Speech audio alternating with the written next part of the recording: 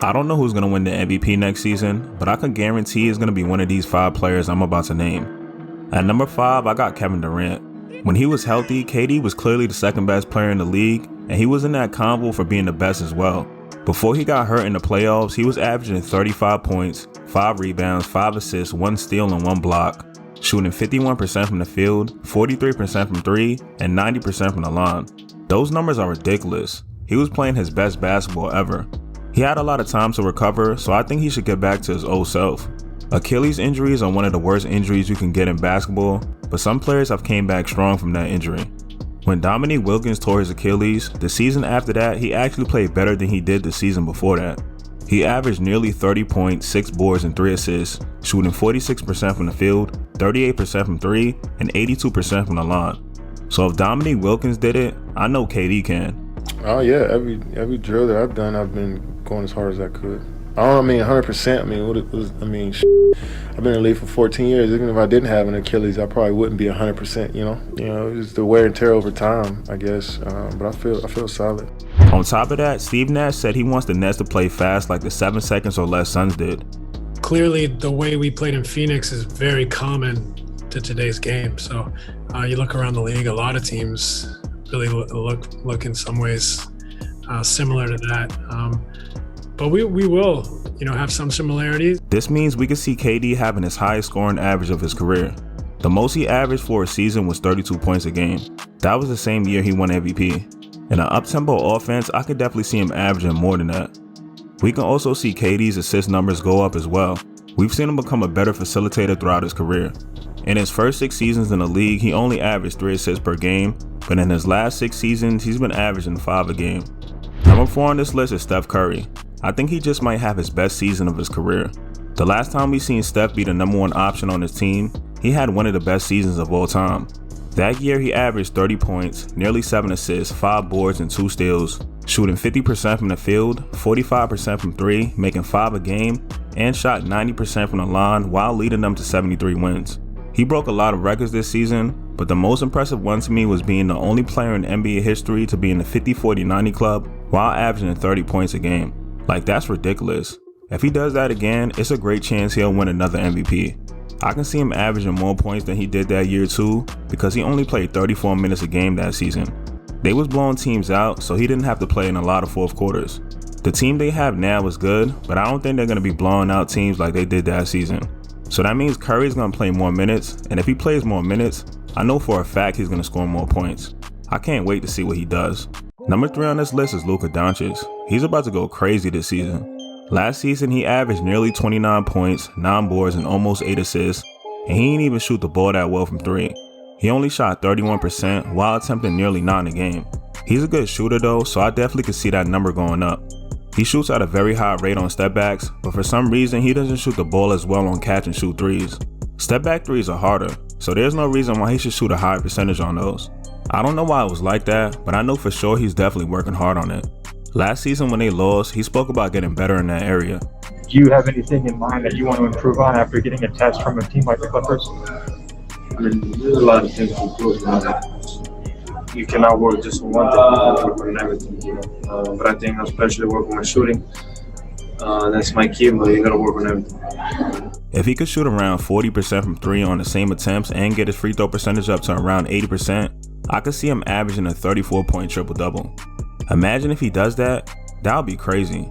It would definitely go down as one of the best seasons of all time. And he low-key already proved he could put up those type of numbers on the toughest stage. If you don't count the game he got hurt, in the postseason he averaged 34.6 points, nearly 10 boards and 8 assists, shooting 52% from the field, 39% from 3, and 70% from the line. I see the Mavs being nice this year too. I was kinda mad they let go of Steph Curry, but I think Josh Richardson is a great pickup for them. And Trey Burke can step up and play a Steph Curry-like role for them. I can't wait to see how Luka and the Mavs does. Number 2 is Giannis. The last time a player three-peated with winning an MVP was Larry Bird. So this is something that's not common. But if anyone can pull this off again, I think Giannis can. When you look at Giannis' career, he just keeps on getting better and better. Since he got into the league, his points per game and rebounds have gone up every year. And the crazy part about it is while his numbers been going up, his minutes per game has been going down. Last season, he only played 30 minutes a game, but he still averaged 29.5 points, 13 boards, 5 assists, 1 steal, and 1 block, shooting 55% from the field. This type of production in those minutes is honestly crazy. People don't say this enough, but Giannis had one of the best seasons of all time. The fact he beat Wilt Chamberlain's record for the highest player efficiency rating in the season is crazy. And I love the fact how he led the Bucks to the best record in the NBA. I don't think nobody's seen that coming going into the season. They didn't have the most talent, but because he was so good, he made them way better than they were supposed to be. It reminded me of the days LeBron carried the Cavs. And I know he's going to be more hungry than ever this season. Giannis is definitely one of the hardest workers in the league. I feel like he's going to improve a lot from the 3-point line and the free throw line.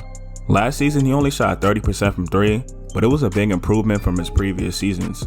I could definitely see him shooting around 35% from 3. I could also see his free throw percentage go up from 63% to around 75% this season. If he does that, I can only imagine the type of numbers he's going to put up. And if he ends up winning his 3rd straight MVP, we might have to put him up there in the top 10 of all time. Number 1 is LeBron. I think he's going to really try to get the MVP since he was so mad about not winning it last season. Pissed me off. That's my true answer. It pissed me off because out of 101 votes, I got 16 first place votes. That's what pissed me off more than anything.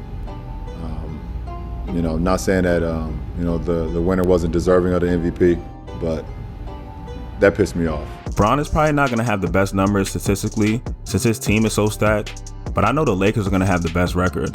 The MVP usually goes to the best player on the best team, and that's LeBron right now. LeBron is also better than he's ever been, even though he's getting older. He might not be as fast and athletic, but he's gotten smarter and added more moves to his game. I hope this year he finally shoots 80% from the free throw line for a season. His stats would be so much better if he was a better free throw shooter. He's gotten so much better throughout his career, so I can definitely see this happening. I'm going to throw in a couple of honorable mentions too. James Harden is a guy that I think is definitely capable of winning another MVP this season. He's been a scoring machine the last couple of years. I could definitely see him winning another scoring title this year too. It really comes down to how nice the Rockets is going to be this year. They have a pretty solid squad right now though. I'm just concerned on how Boogie and John Wall is going to look. Both of them haven't played in the NBA game for a long time. But if they can go back to how they was in their prime, the Rockets will definitely be up there for one of the best teams in the league. Kawhi is another player that has a shot at winning it. I expect the Clippers to be one of the top teams in the West, and I also expect for Kawhi to have a great season. He's been improving a lot the last couple of years. This could probably be his best season of his career.